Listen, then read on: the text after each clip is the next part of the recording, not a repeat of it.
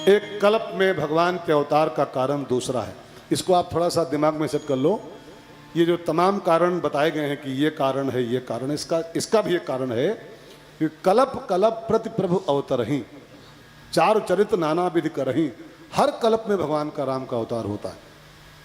14 कल्प माने गए हमारे, 14 मनवंतर, उसको कल्प भी कहते हैं शायद। अब ज़्यादा हमको उसमें डीपली ज़्यादा अनुभव नहीं है इन शास्त्रों का, लेकिन 14 होते हैं फिलहाल। और हर कल्प में भगवान का होता है। एक चतुर्युगी का नाम कल्प होता है। सतयुग प्लस त्रेता प्लस द्वापर प्लस कलयुग इज इक्वल टू 1 कल्प।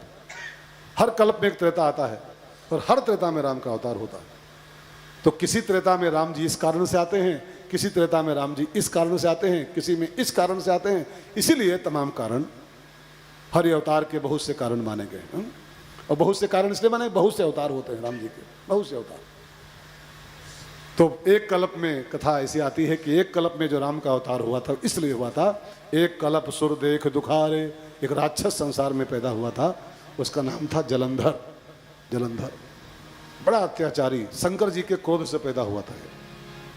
एक बार शिव जी इंद्र पर नाराज हुए, शिव पुराण में कथा आती है। इंद्र पर नाराज हुए तो इंद्र को भस्म करने के लिए अपनी तीसरी आंख खोली इन्होंने दूर से। अब तीसरी आंख खोली तो एक गोला निकला आग का उसमें से। शिव पुराण का प्रसंग है ये। एक बहुत बड़ा आग का गोला निकला तीसरी आंख से, वो इंद्र की ओर बढ़ा मारने, उसको भस्म करने के लिए। अब इंद्र भागा कि शंकर जी हमको ही फूंक डालेंगे, भस्म कर देंगे। भाग के तमाम देवताओं की शरण में आया तो सब देवता इकट्ठा हुए। इंद्र देवराज है ना, तो उसको बचाने के लिए सब महादेव की शरण में आए। बाबा कुछ करो, हमारा राजा है बेचारा, भस्म हो जाएगा, आपका गुस्सा इसको भस्म कर देगा अभी। और जब देवताओं ने बहुत पाँव छुए, बहुत विनती की, तो बाबा ने कहा ठीक है, नहीं मारेंगे इसको, तो छोड़ देंगे, लेकिन जो निकल गया है तो निकल गया, अब इसको क्या करें। तो उसको डाइवर्ट करके, जैसे वो कभी कभी आप देखते होंगे कि ऊपर से वो गिर रहा है, वो क्या है, उल्का पिंड है ना, तो उसको विज्ञान की कुछ उपाय लगा के उसको डाइवर्ट करते हैं लोग, फिर उसको जाके समुद्र में गिराते हैं तो नुकसान बच जाता है, ठीक है ना, सुने होंगे आप कई बार। तो वो जा रहा था इंद्र की ओर, लेकिन जब देवताओं ने बहुत विनती की तो बाबा ने उसको डाइवर्ट कर दिया इंद्र की ओर से, और डाइवर्ट करके उसको समुद्र के अथाह जल में गिराया कि अगर ये आग है समुद्र में गिरेगी तो अपना कुछ जलेगा पानी वानी, बाकी नुकसान नहीं होगा किसी का।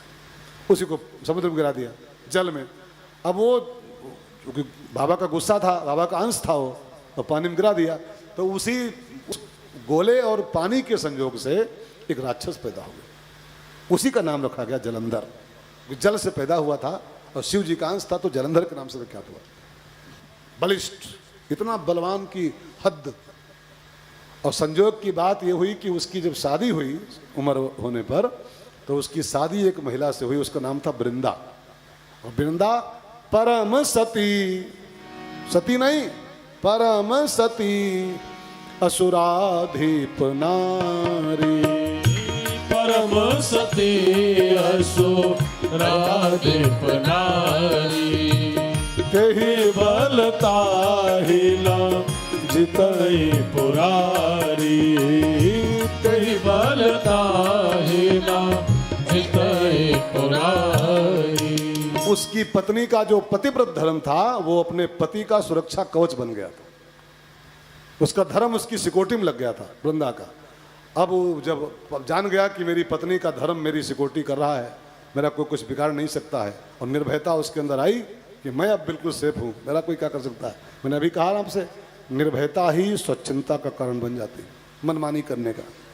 अब बस वो मनमानी करना शुरू कर दिया, तमाम महिलाओं की इज्जत लूटे, तमाम धर्म कर्म सब नष्ट करे। अब मची त्राह त्राह, और मरे किसी उपाय से है नहीं हो। सारे देवताओं के शस्त्र फेल हो गए जलंधर पर। इवन न जीतें पुरारी, भगवान महादेव त्रिशूल लेके स्वयं आए, लेकिन न जीतें, उसको जीत नहीं पाया। त्रिशूल भी उनका मिस कर दिया जलंधर के वृंदा के धर्म ने। तब ब्रह्मा जी ने बताया उपाय कि भाई जब तक इसकी पत्नी का धर्म सेफ रहेगा तब तक इसकी सुरक्षा इसका धर्म करता रहेगा, और ये तब तक बिल्कुल अजय है, अजय है। इसका धर्म इसके आगे खड़ा है, और कोई भी शख्स जाता है धर्म से लड़के लौट आता है, चुपचाप मिस हो जाता है। जब तक इसकी पत्नी का धर्म सेफ रहेगा ये अजय रहेगा। अब एक ही रास्ता है इसको मारना है, तो इसकी पत्नी का धर्म पहले बिगाड़ो, वो बिगाड़ा जाए तब इसका सुरक्षा कवच हट जाए, तब ये मर सकता है। लेकिन समस्या ये है कि वो सती नारी है, और सती नारी का धर्म बिगाड़ने की हिम्मत किसमें होगी? जमराज तक की हिम्मत नहीं होती है उसके धर्म के साथ जरा भी छेड़छाड़ कर दे। चाहे जिसको भस्म कर सकती है तुरंत सती नारी, चाहे जिसको। एक महिला थी ना, वो नाम सुने होंगे आप, नर्मदा। उसके पति को साप दिया किसी महात्मा ने, नर्मदा के पति को, वो पतिव्रता थे, कि कल का सूर्य तेरा पति नहीं देख पाएगा। तो नर्मदा जी ने हाथ में जल लिया, और वो सती थी, तो अगर कल का सूर्य मेरा पति नहीं देख पाएगा, मर जाएगा वो, तो कल का सूर्य निकलेगा ही नहीं, जाओ, निकलेगा ही नहीं। और जानते हैं 6 महीना तक कंटिन्यू उस सती नारी ने भगवान सूर्य को ब्लॉक कर दिया पीछे पूरब में, चुपचाप पड़े रहो नीचे। हाँ, निकल पड़े तो तुम्हारी खैर नहीं है, तुमको जलाकर राख कर दूंगे भगवान सूर्य को। सूर्य भगवान को बांध दिया, पड़े रहे चुपचाप नीचे अपना। 6 महीना हो गए, दिनों नहीं हुआ, रातन रात खा ले। तब त्राह त्राह मची के तो सूर्य को ही रोक दी, प्रकृति का सब सिस्टम फेल हो जाएगा। तब नर्मदा की गुरु कौन है पता लगाया गया, इसकी गुरु कौन है, उसके पास चला, ये तो मानेगी नहीं, छोड़ेगी नहीं इसे। तो गुरु के पास, उसकी गुरु थी अनुसुईया माता, नर्मदा की अनुसुईया जी। उनके पास सब देवता आए, माता जी कुछ करो, आपकी चेली बड़ी जिद्दी है, सूर्य को ही बांधे पड़ी है, समझाओ उसको, नहीं तो बड़ा अनर्थ हो जाएगा, षष्ठी के सारे काम फेल हो जाएंगे, कुछ करो। तब कि मेरा सुहाग गुजर जाएगा, मेरा पति मर जाएगा। सूर्य निकला कि मेरा पति मरा। तो मैया ने कहा, अब श्राप है तो मरेगा, लेकिन मैं तेरे साथ खड़ी हूँ, अगर उसके श्राप का फल मिलेगा कि वो मर जाएगा, तो मैं अपने धर्म का बल लगाऊंगी, उसको जीवित कर दूंगी, तेरे पति को फिर से मैं जीवित करूंगी तो उसको पक्का। और जब गुरु माता खड़ी होकर वचन दी, मैं जिंदा करूंगी उसको, तो खोल सूर्य को। खोली तब भगवान निकल पाए 6 महीने बाद। निकले तो मर गया उसका पति, वरदान श्राप था उसको, और वो मरा नहीं कि माता उसे ने हाथ में जल लिया, अगर मेरा पतिव्रत धर्म सच्चा है जीवित। तो ब्रह्मा ने कहा, जब तक इसकी पत्नी का धर्म सेफ है, इसका पति बिल्कुल अजय, मरेगा नहीं। इसका धर्म तोड़ो, बिगाड़ो, तब मरेगा। अब समस्या है कि ये काम कौन कर सकता है? पतिव्रता के धर्म के साथ छेड़छाड़, विश्वासघात कौन कर सकता है? तब भगवान विष्णु रेडी हुए, मैं करूंगा। और गोस्वामी जी कहते हैं, छल कर टार्यौता सुब्रत प्रभु सुर कारज कीन, जब ते ही जाने हो मरम तब श्राप कोप कर दीन। भगवान विष्णु ने छल करके उसकी पत्नी का धर्म वृंदा का नष्ट किया। अब कहानी के विस्तार में न जाऊं, आप जानते हो वो भगवान विष्णु क्या किए, उसके पति का ही रूप बनाए। वो मैदान में था, रणांगण में था, वो युद्ध कर रहा था शिव जी के साथ। अब वो तो था नहीं, और जलंधर का रूप बना के विष्णु जी पहुंच गए घर पे, और कुंडी बजाई, देवी द्वार खोलो। ये कथा आती है शिव पुराण में, कई ग्रंथों में आती है, मानस में तो खाली इतने हैं, छल कर टार्यो ता सुब्रत, उसका धर्म बिगाड़ दिया भगवान ने। प्यार भरी बातें किया, वो जाने हमारा पति आया है, छुट्टी उट्टी मिल गई होगी घंटे की, तो आ गया है, और वो बातों बातों में बहका लिया उसको, और उसका धर्म बिगाड़ दिया। लेकिन लोग यहाँ पर सवाल करते हैं कि भगवान ने ये काहे किया? जो कहते हैं मोह कपट छल, हाँ, छिद्र न भावा, साफ साफ कहते हैं राम जी, मोह कपट छल छिद्र न भाव, वही परमात्मा छल कर टार्यो। सोचिए सोचिए, बिल्कुल विलोम शब्द नहीं है। जो कहते हैं मुझको 1% भी छल कपट अच्छा नहीं लगता, 1% भी, और बिल्कुल निरानिर छल किया हो, जाके उसकी पत्नी का धर्म बिगाड़ा। क्यों?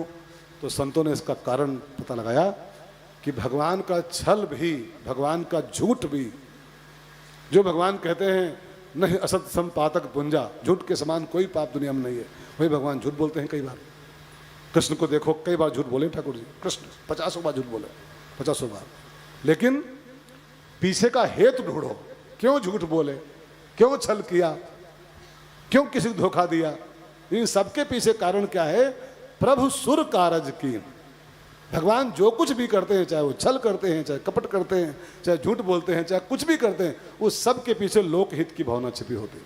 लोकहित की भावना से वो सारे काम करते हैं, उनका निजी कोई स्वार्थ नहीं। अच्छा, आप झूठ बोलते हो, किस लिए बोलते हो?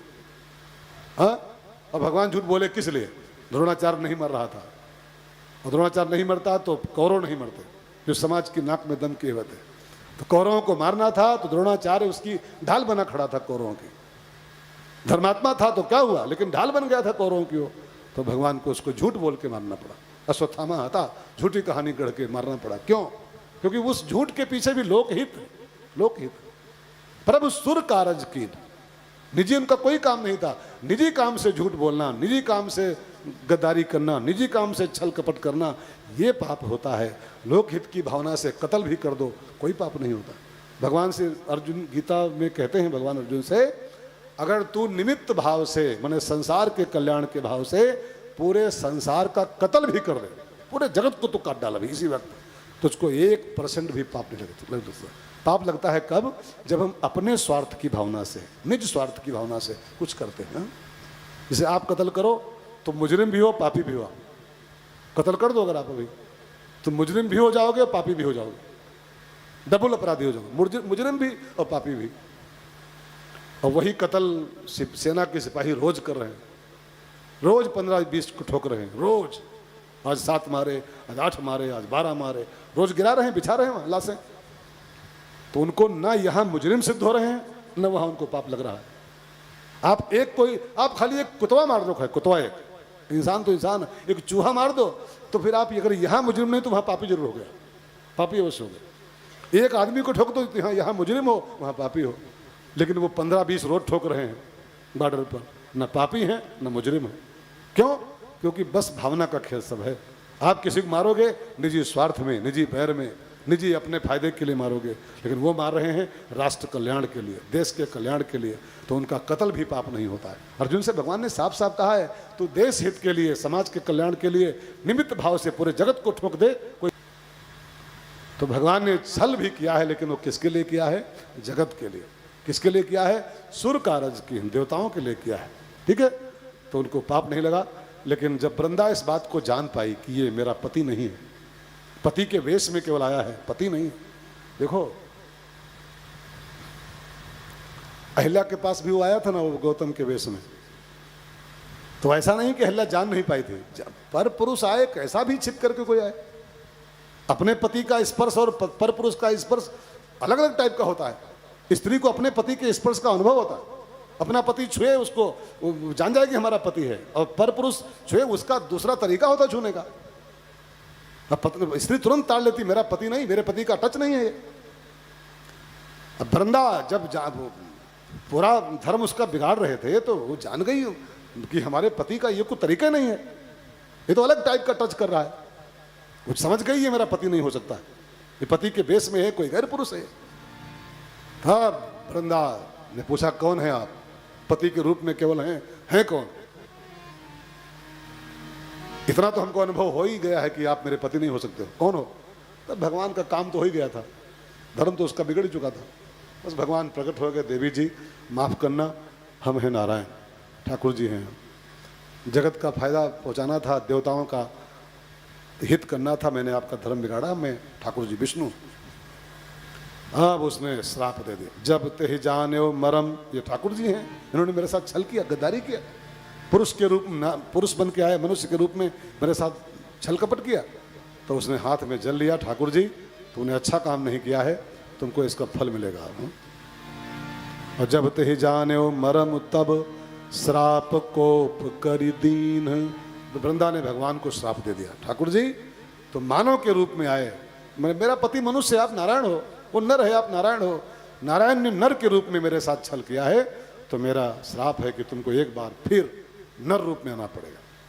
अब नर बन के आए हो तो नर रूप में फिर तुमको आना पड़ेगा, और तुम्हारे इस कपट का फल क्या मिलेगा कि मेरे पति की आज डेथ हो जाएगी, क्योंकि यही उसको बचाए हुए था, वो तो गया मेरा आज। तो आज मेरा पति मरेगा, लेकिन मरेगा तो आज भले हो, लेकिन वही बनेगा रावण। तुम मनुष्य बन के संसार में आओगे दोबारा, और वो बनेगा रावण। और जैसे तुम हमारे पति की अनुपस्थिति में आए और उसकी पत्नी का धर्म बिगाड़ दिया, ऐसे तुम्हारी गैरहाजिरी में मेरा पति आएगा रावण के रूप में, और तुम्हारी बीवी को लेके भाग जाएगा वो, तुम्हारी पत्नी का हरण करेगा वो। तो वही जलंधर बना रावण, और सीता जी का हरण किया, भगवान बने राम, लीन मनुज अवतार उस श्राप के कारण, और उसके श्राप को पूरा किया। और रावण ने जब जानकी जी का हरण किया तो भगवान ने उसका उद्धार कर दिया अपने हाथों से। ये पूरी राम कथा आगे आप सुनेंगे, ठीक है। तो ये कारण वृंदा का श्राप हो गया भगवान के अवतार का।